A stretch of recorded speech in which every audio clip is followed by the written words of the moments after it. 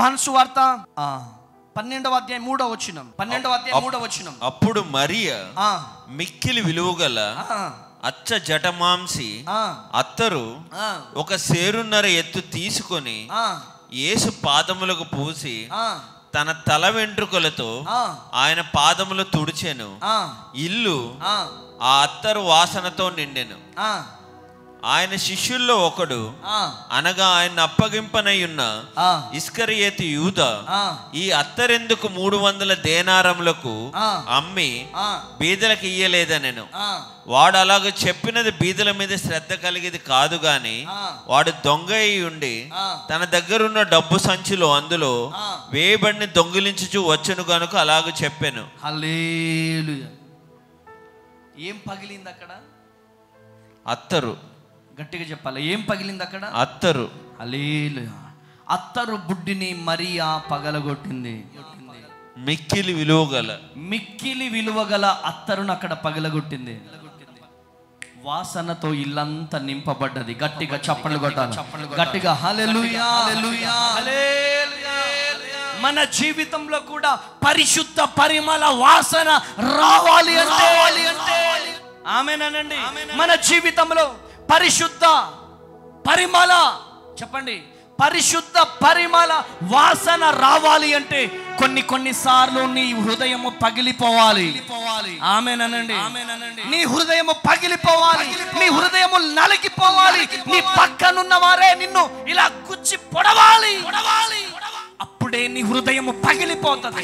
నీ హృదయము పగలాలి.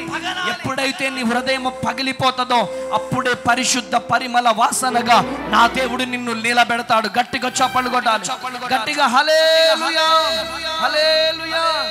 యబ్బేకు రేవు దగ్గర యాకోబు పగిలిపోయాడు.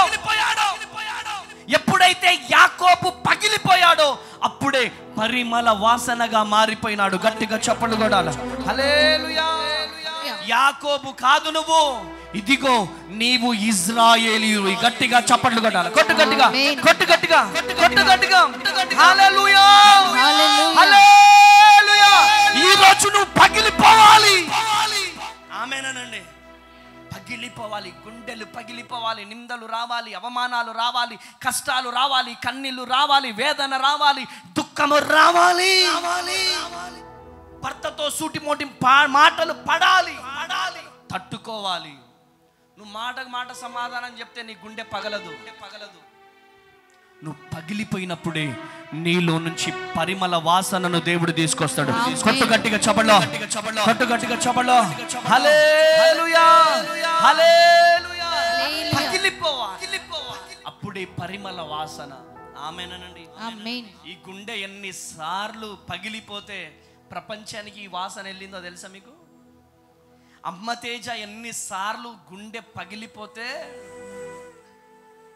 పగిలి పగిలి పగిలి పగిలి ఈ వాసన ఉట్టినే పోతుందా ప్రపంచానికి? అమ్మ తేజ మినిస్ట్రీస్ అనే ఈ వాసన, అమ్మ తేజ మినిస్ట్రీస్ అనక ఈ వాసన ప్రపంచానికి, ఈ వాసన పోవడానికి గల కారణమేంటి? అనేక సార్లు పగిలిపోయింది గుండె. పగిలి పగిలి పగిలి పగిలి పగిలిన వాసనే ప్రపంచానికి దేవుడు పరిచయం చేశాడు.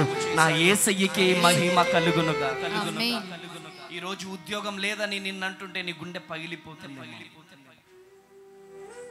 నీకు సొంత గృహము లేదని చెప్పగానే నీ గుండె పగిలిపోతుందేమో.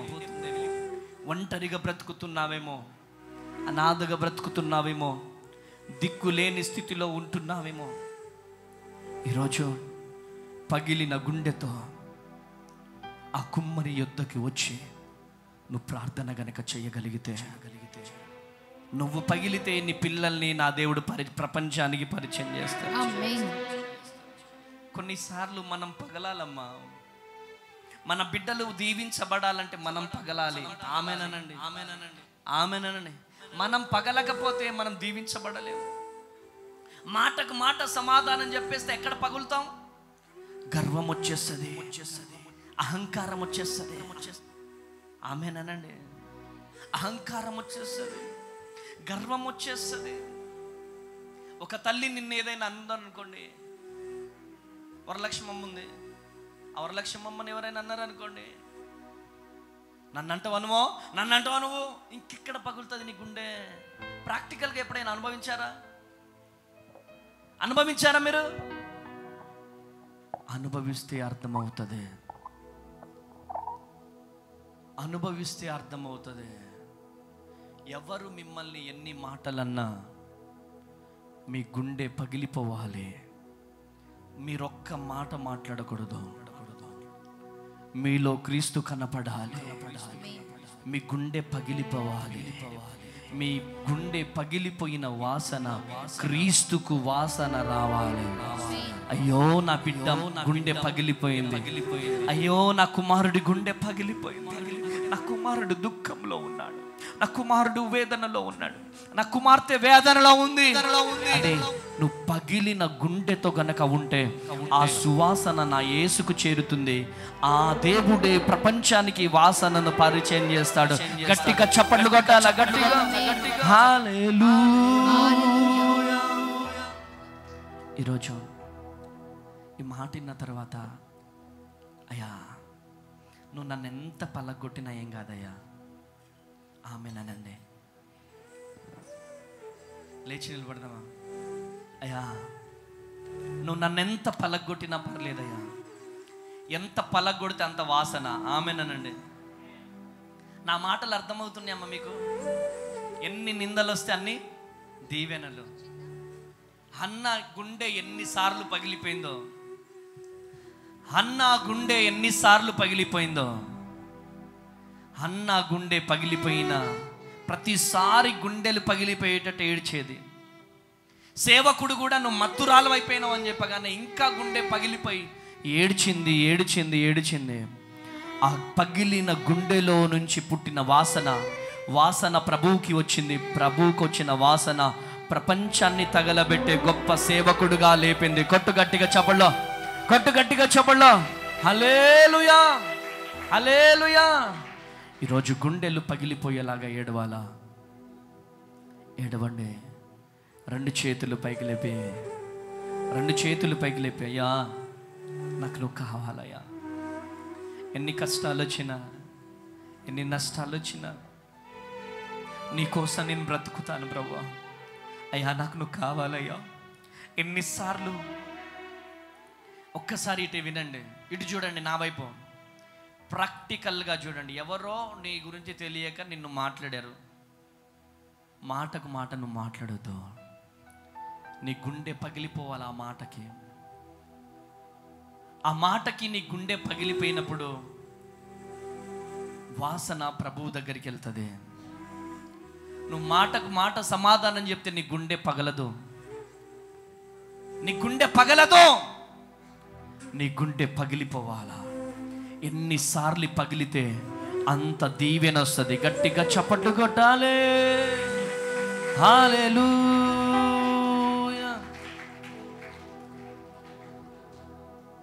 హల్లెలూయా. రెండు చేతులు పైకి లేపుదామా? రెండు చేతులు పైకి లేపి హల్లెలూయా. నాకు నువ్వు కావాలయ్యా. నువ్వు లేకపోతే నేను బ్రతకలేనయ్యా. హల్లెలూయా. నాకు నువ్వు కావాలయ్యా. హల్లెలూయా. అయ్యా నా గుండె పగిలిపోవాలయ్యా. నా గుండె పగిలిపోవాలయ్యా. అయ్యా నా గుండె పగిలిపోవాలి. అయ్యా నా గుండె పగిలిపోవాలయ్యా. తెలిసి తెలియక అయ్యా నేనేమైనా తప్పుదమ్ములు చేస్తుంటే నన్ను క్షమించండి. అడుగు యేసయ్యా, నా గుండె పగిలిపోవాలయ్యా. ఎన్ని నిందలు వచ్చినా, ఎన్ని కష్టాలు వచ్చినా నీ కొరకు నేను నిలబడతాను ప్రభువా. హైదరాబాద్, సికింద్రాబాద్ ప్రాంత ప్రజలకు గొప్ప శుభవార్త.